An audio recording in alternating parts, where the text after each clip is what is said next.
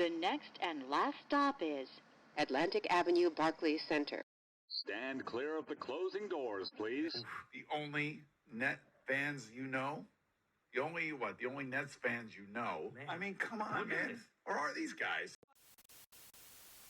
Welcome back to the OnlyNetsFansYouKnow podcast. I'm Peter. I'm joined by my friend and fellow Nets confidant, Charlie. Welcome back, Nets World. The time has come for Nets basketball once again. And, it's been a pretty 50-50 start so far. Our working title is The Inconsistent Consistence. That's referring to the Nets' play. Preseason, shaky, blown out, great game. Regular season, more of the same. Hit the nail on the head with that one, Pete. Great job. All right. Our topics today, games 1 and 2, some problems we see on the roster. We're going to be talking about Nets players on some podcasts that recently came out, and we're going to be talking about the wrap-up.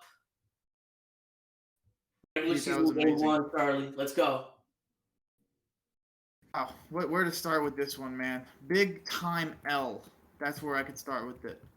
Basically, you had Kyrie coming out in the beginning of the game, making this big speech about free Brittany Griner and all that stuff. You got the political, got the Nets fans, we need you stuff. You got, we're going to work hard, all that jazz. And then the Nets just threw out biggest L.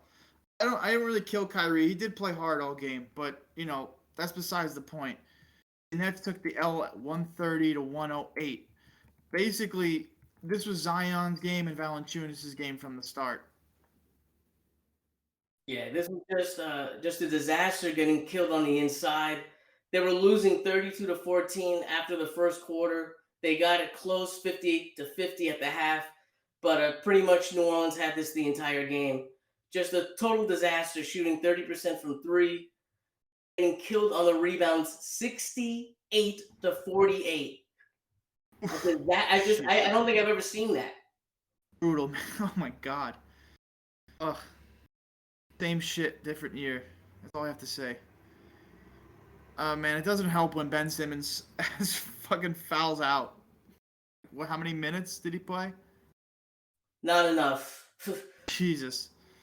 And he was a minus 26 on 4 points, 5 assists, 5 rebounds. Kyrie didn't have a great game. 15 points, 5 assists, 0 for 6 from 3, 6 of 19 from the field. Katie was the hope, the only hope, with 32 points.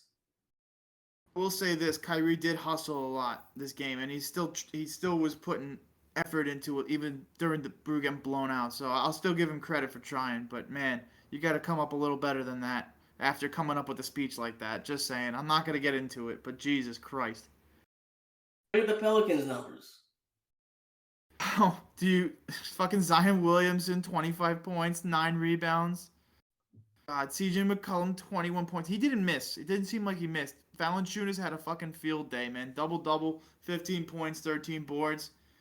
Anthony Ingram, 28 points, 7 rebounds, and 5 assists. I mean, these guys just ate us up. All their bigs ate us up, and CJ McCollum just torched us from everywhere else in the field. So, just a recipe for disaster.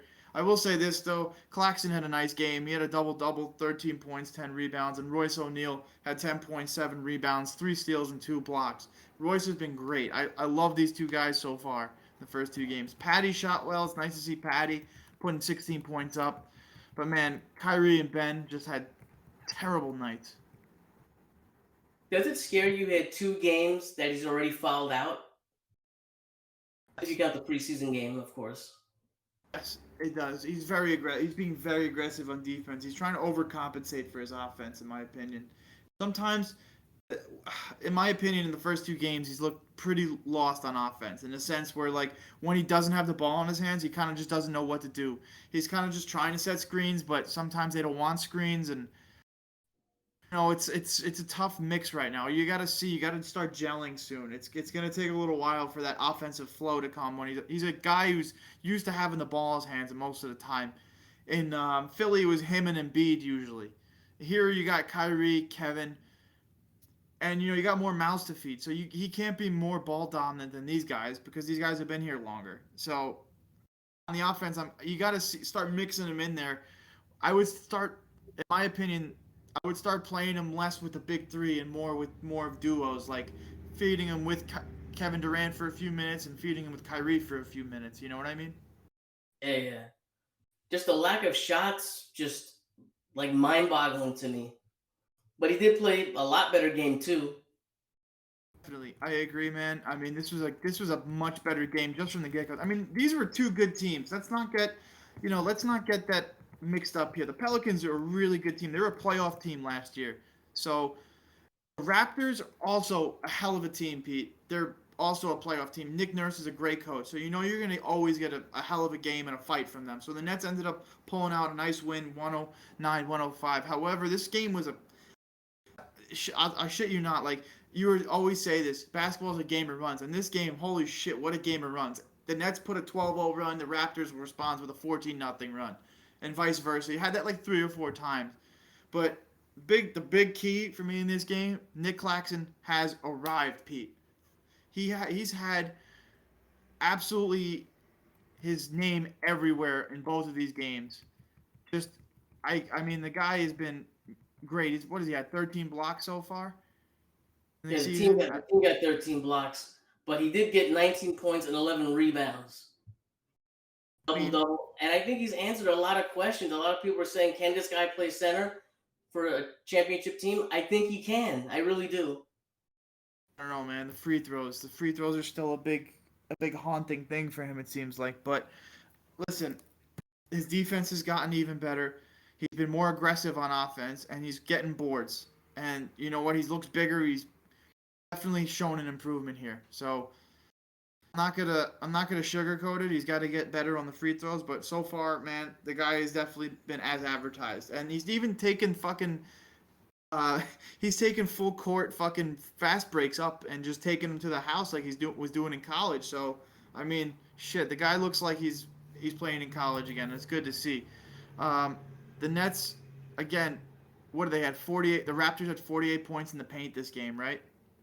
Yeah, it was just crazy. The Nets had a big lead, wound up giving it up, and the fourth quarter they wound up coming back, thankfully, thanks to Kyrie with 13 points in the fourth.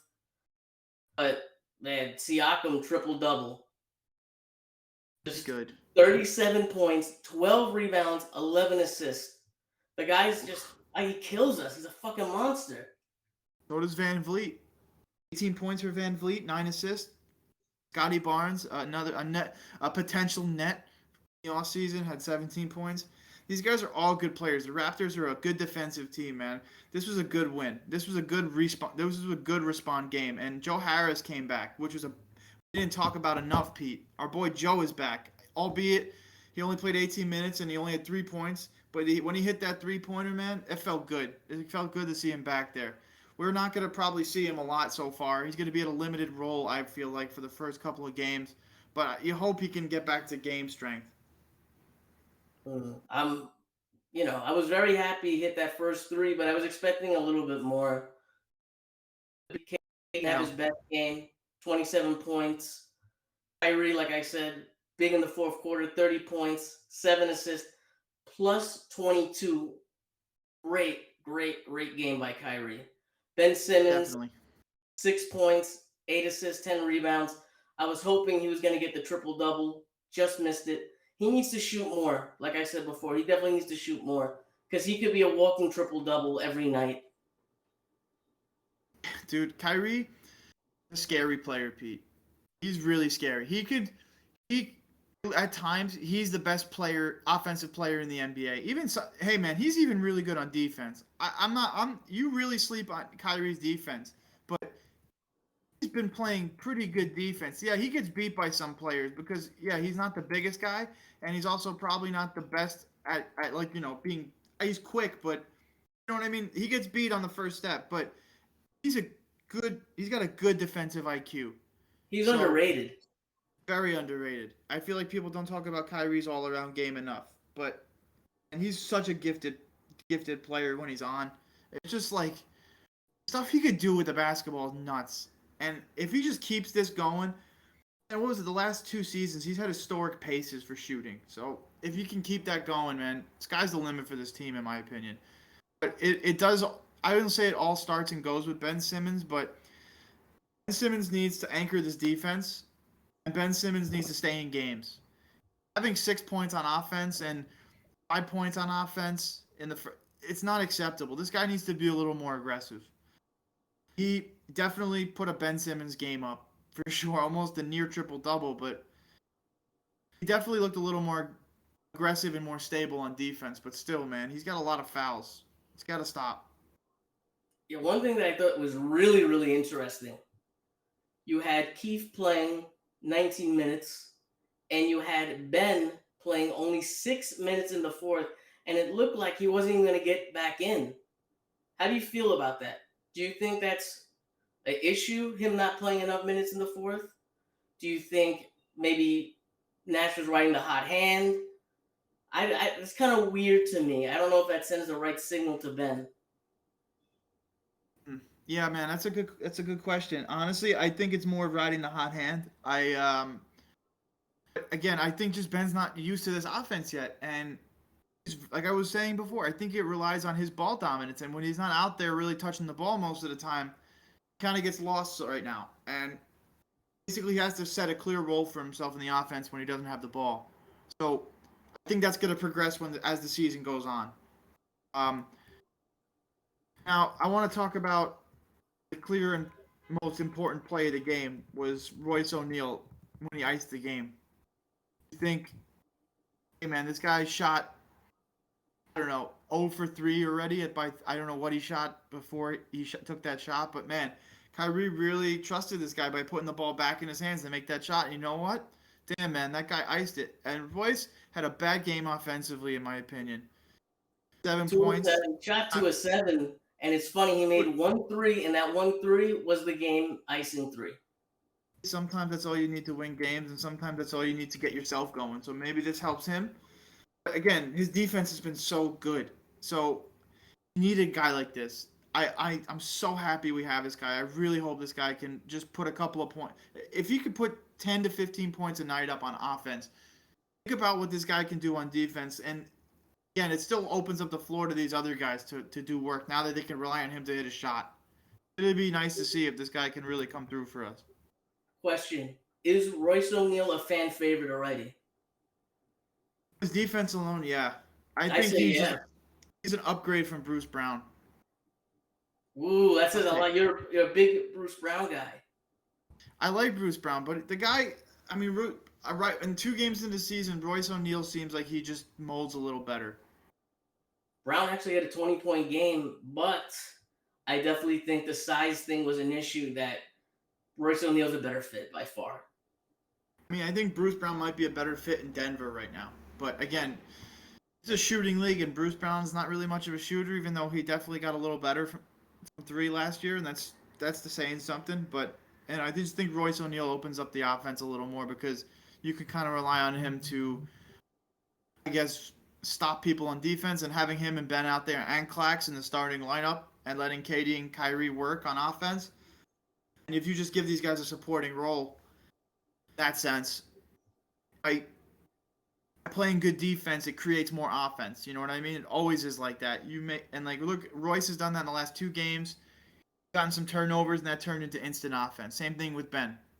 These guys can do that. I think this team can go really far. I agree. But I think there's 2 issues I think Net fans would agree. One would be the backup point guard. I'm still mulling over the backup point guard issue.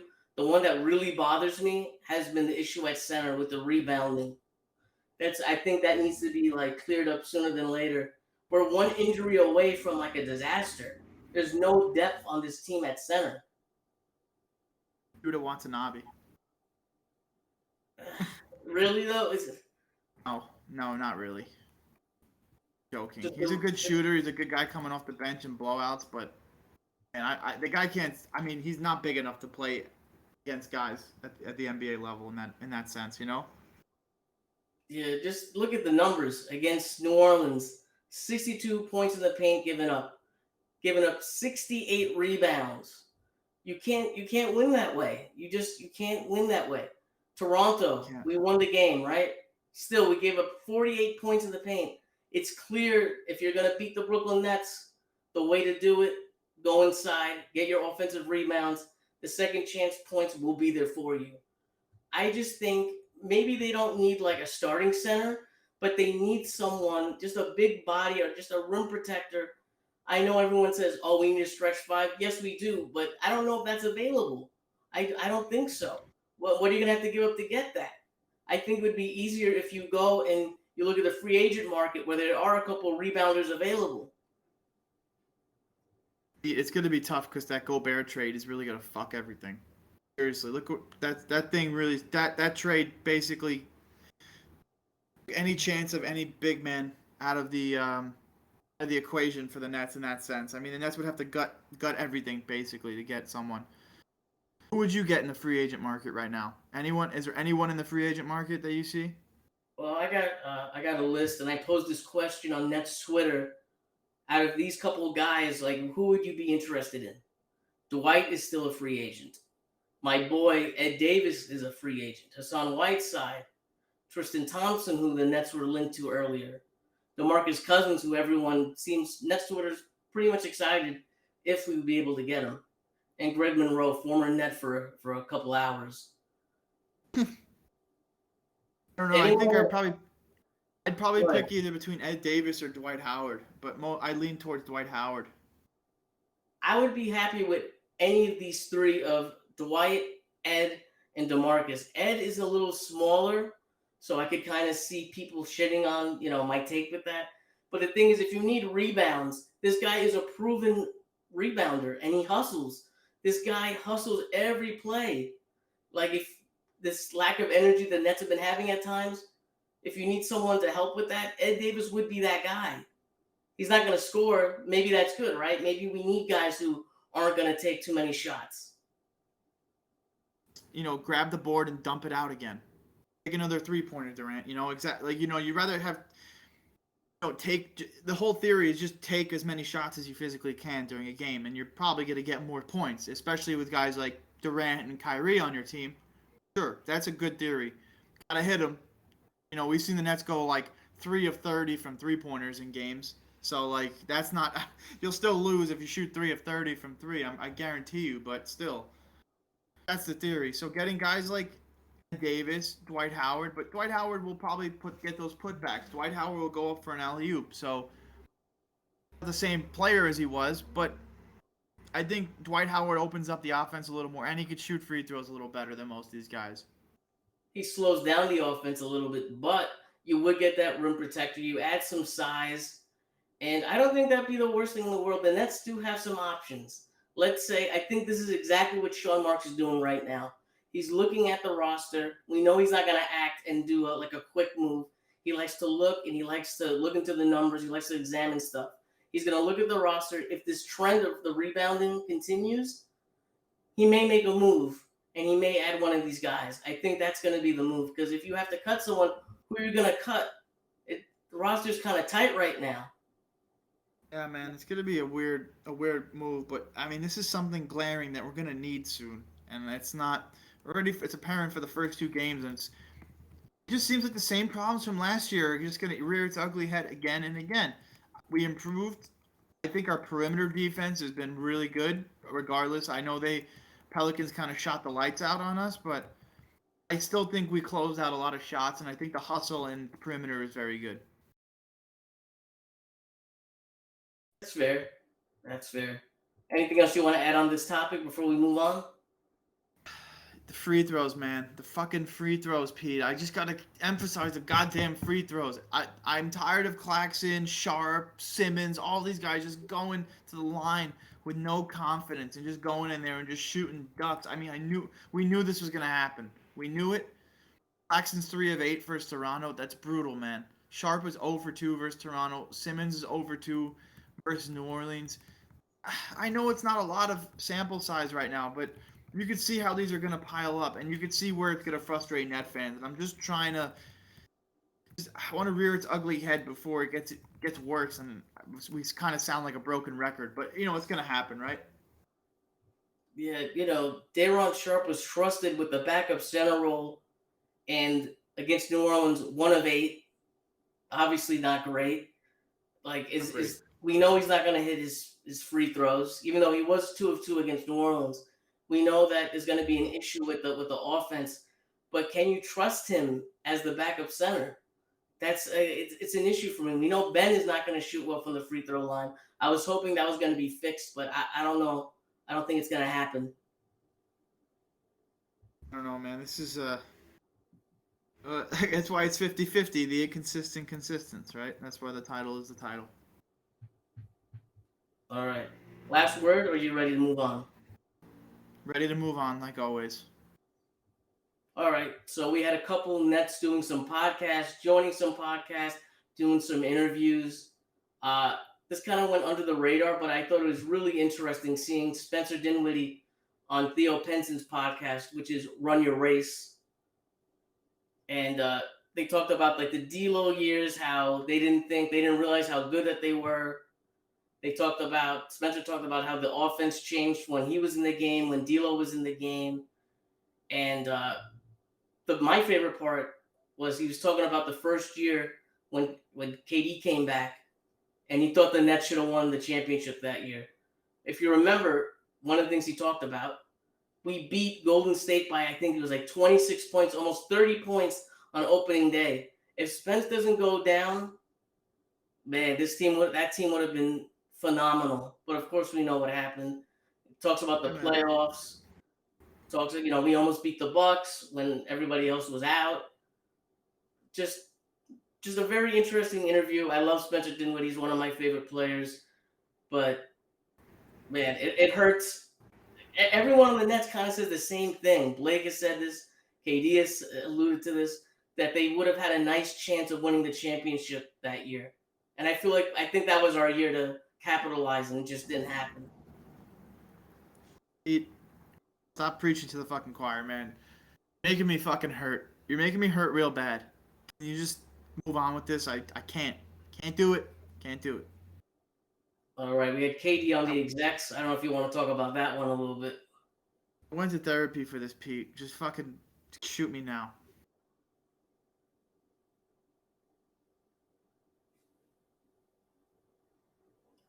KD on the execs. Like it? Don't like it? Oh, KD, you're asking or telling? Because I thought you were trying to. You're a teller, Pete. You have to tell people. You don't have to explain to me these things. You have to tell people these things. Basically, if you want me to explain to the people what KD wants to tell you, KD says he likes the new offense. KD always likes the new offense. I just feel like these guys put all these candid answers up when they talk about these things. Like, I like the new offense. He thinks we need time to gel. The same shit. He wants to bottle the last 2 preseason games and kind of, use that energy and put it towards the season because they played really well. My biggest and favorite takeaway from it was that he got a new dog and he called him Seven. I'm a big dog guy. Dogs are cool. It's all the same generic candid stuff. I want to hear like what he really feels. Ben Simmons sucks ass. I want to hear that stuff. Yeah, you're not gonna get that. I know. I'm not gonna get it. Kyrie actually did a little sit-down interview with Shams that I feel like came out of nowhere. I thought it was really interesting that he felt the Nets got better after the KD trade request. I guess he was referring to like all the bad juju leaving because everyone talked it out. He talked about how badly the injury was against the Bucks. Everyone thought that Nets were saying that he was gonna come back. Apparently not. He thought like he broke like his damn ankle. That he thought this injury was gonna like really set him down, and he would have not come back. Very interesting how the Nets kind of put out a narrative that he would be back. In reality, he was way, way, way hurt more than we thought. Yeah, man, I didn't think he was gonna come back either. But I mean, it was nice to have the hope. But again, I went to therapy for this, Pete. So please don't bring up any scars that remind me the past is real. Yeah. I just pulled that up. I just thought that was very, very, very interesting. All right, let's jump into the wrap up. First topic, I changed the Twitter handle. It's now NetsFansYouKnow. I thought it was a lot more easier to remember, a lot more catchy. Our old one, people were getting us confused with Sam. Sam is the only Nets fan on Twitter. He's an OG Nets fan.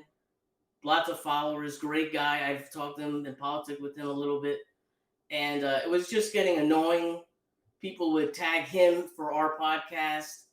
And obviously he had it first, but I never could get a name that I thought was really catchy enough or well enough. I just typed this in, Nets Fans You Know.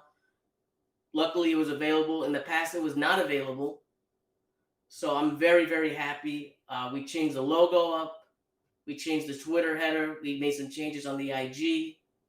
Just trying to kind of upgrade everything and be ready for the new season. I thought it was well needed. Okay, Beyonce.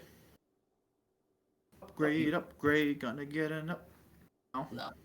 We're gonna be launching a YouTube page soon. Hopefully this episode will be on the YouTube page. That's something for you guys to look out for. Let me say the YouTube page looks pretty primo, guys. I already saw it. I got a little sneak peek of it. You guys are going to be happy about it. It's going to be huge. Going to be the biggest YouTube page we've seen this year. Mark my words. Huge. Yeah, I don't know if it's going to be the biggest thing, but I definitely have put a lot of time and work into it. So I hope you guys enjoy it. I enjoy it. If that makes any better. All right. You wanted to talk about this topic. I felt like people kind of already knew about this, but since she's new, I guess we should give her introduction. So replacing Michael Grady's Megan Triplett. That's it. I believe she worked with the Grizzlies before this, so she has experience, with the NBA. She seems very insightful, very nice, and we'll see. I was a big Grady guy, so I'm a little disappointed. I like Grady a lot. Yeah, I wasn't happy that he left, but obviously I'm happy for him. He's moving on to the Timberwolves. He's going to be calling games. So, when the guy's talented, of course people are going to want him. So congrats to Grady, and welcome Megan Triplett. Also, I want to talk about on the injury front. Nets got a few guys out still. TJ Warren looks to be a few weeks away from basketball activity. Seth Curry is close to being back, supposedly. He's a few practices away from getting into game shape and seeing some court time.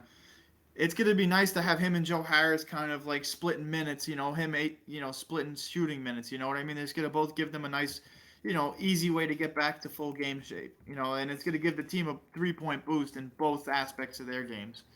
So that's going to be nice. Did you see the Joe Harris quote from Christian Winfield from the Daily News? I thought that was very telling. Oh man, it's got me a little nervous. He said, "I'm hoping to be back pretty soon." This was before the Toronto game, but this is where it gets a little weird to me. But even when I am, referring to him being back, I'll still be at a little bit of a limited capacity. Does that mean that means obviously he's not 100% healthy? This limited capacity, if the guy can't play, I don't want him chucking up threes just for him to chuck up threes. I want him to get healthy. This injury, this is a little scary. Is he ruined? It's a little early to say. But I think he hasn't seen a game of basketball in almost a year, and I don't think he's ruined. I just think you got to kind of slowly get him back, because an ankle's an injury you can really aggravate again and again. And it also, you can, when you have an injured ankle, you tend to favor your other side too. And that's another, because you get a little gun shy on pushing the other side, and then you kind of rely on the other, so you got to always make sure his body is also ready to go back, and his mind is also ready to go back. So I think Joe will be ready. I think Joe will be good. He's a gamer. I hope so. You know what makes me happy though, Pete? Other than the fact that we beat a good Raptors team. What? Philadelphia Sixers are 0-3, and James Harden's look kind of shitty. Very, very interesting that they started 0-3. Their last loss against the tanking/rebuilding San Antonio Spurs, and Tankathon I thought it was funny. They had a picture of us holding the number 1 pick. Or yeah, French superstar. Yeah. French guy, Victor Wembanyama. He looks pretty awesome. I'll take him. Yeah, we aren't going to get the first overall pick, but it is funny. Imagine if Philadelphia does fall into the lotto, though. That would make the Harden deal look, oh my God. That would be a steal for us. It's not going to happen, but no way. I'm so happy, though, man. As you said, one can dream. Oh, man. Anything else you want to add to that? Nope. We're going to get to our predictions for the season. You go ahead first. What do you think? This is a long wrap-up. Shit. Yep. My prediction. The Nets go 52-30, and they become second in the East, and they ended up winning the Eastern Conference Finals, and then they go to the Finals, and they lose in the Finals. I think this is the year we make the hump out of the Eastern Conference, but I think something happens and some sort of adversity stops us from winning the title. I'm going to say 48-24, and the reason why I say that was the record a couple of years ago when we were facing the Bucks. I also think we're going to go second in the East, and I think we'll be the Eastern Conference champions, but fall in the finals, maybe to Golden State. Golden State, maybe Denver. I think Denver's a shot. The Clippers can be in the discussion for that too. So Clippers look real good. I don't know who, and man, the Grizzlies. Don't sleep on the Grizzlies, man. Ja Morant looks like he's gonna be an MVP this year. I hate him. I don't like him. He's very good, but I don't like him. You're gonna have to face him tomorrow, right? Aren't we going to Memphis tomorrow? Yep. Not us, not me and you. I wish we were, but Nets are, and they're probably gonna get smoked. Anything else you want to add on? Follow us on our new Twitter. Just want to remind everyone it's the new Twitter @NetsFansYouKnow. And don't forget the Instagram now that Pete took over that I totally dropped the ball on. The Only Nets Fans You Know. Only Nets Fans You Know on the Instagram, which Charlie is still doing. Thank you guys for listening. Stay safe. Have a great day. Have a great night. Have a great commute. Enjoy your weekend. We got a game coming up against Ja Morant and the Grizzlies. Check out our YouTube. And we're out. When do you think Ben Simmons hits his first jump shot this year? You think it's this month, next month? What month are you putting it in? Who knows? I'm going to put December.